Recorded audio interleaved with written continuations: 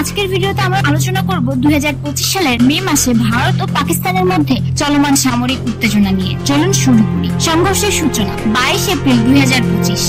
ভারতের কাশ্মীরের পাহাড়গ্রামে এক সন্ত্রাসী হামলায় 26 জন পর্যটক নিহত হন। ভারত এই হামলার জন্য পাকিস্তান সমর্থিত জঙ্গি সংগঠন লস্কর-ই তৈবার স্থানীয় শাখা দ্য রেজিস্ট্যান্স ফ্রন্টকে দায়ী করে। এই প্রতিক্রিয়ায় ভারত অপারেশন সিন্দুর নামে পাকিস্তানের অভ্যন্তরে বিমান ও ক্ষেপণাস্ত্র হামলা চালায়, যার লক্ষ্য ছিল জঙ্গি ঘাঁটি ও সামরিক স্থাপনা।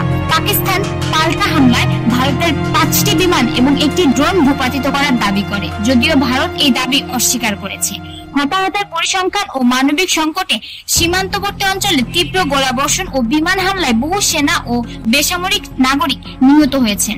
ভারতীয় সূত্রে জানা যায়, পাকিস্তানের হামলায় অন্তত 13 জন ভারতীয় সেনা নিহত হয়েছেন এবং পাকিস্তান দাবি করে যে তারা 25টি ভারতীয় ড্রোন ভূপাতিত করেছে। পাকিস্তানের সেনাবাহিনীর মুখপাত্র লেফটেন্যান্ট জেনারেল আহমদ শরীফ চৌধুরী জানান, ভারতের হামলায় অন্তত 26 জন বেসামরিক নাগরিক নিহত হয়েছেন এবং 46 জন আহত হয়েছেন। ভারত সরকার দেশব্যাপী সর্বোচ্চ সতর্কতা জারি করেছে। দিল্লি, মুম্বাই, পাঞ্জাব, জম্মু ও কাশ্মীর সহ সীমান্ত ঘেঁষা ও গুরুত্বপূর্ণ শহরগুলোতে সেনাবাহিনী ও আধা সামরিক বাহিনীর মোতায়েন বাড়ানো হয়েছে। ভারতের বিমান বাহিনী সক্রিয় যুদ্ধ প্রস্তুতি নিয়েছে এবং সীমান্ত অঞ্চলে যুদ্ধ বিমান মোতায়েন করা হয়েছে। ভারতের 27টি বিমানবন্দরে সামরিকভাবে বন্ধ করা হয়েছে এবং বেশ কিছু সামরিক ফ্লাইট বাতিল হয়েছে।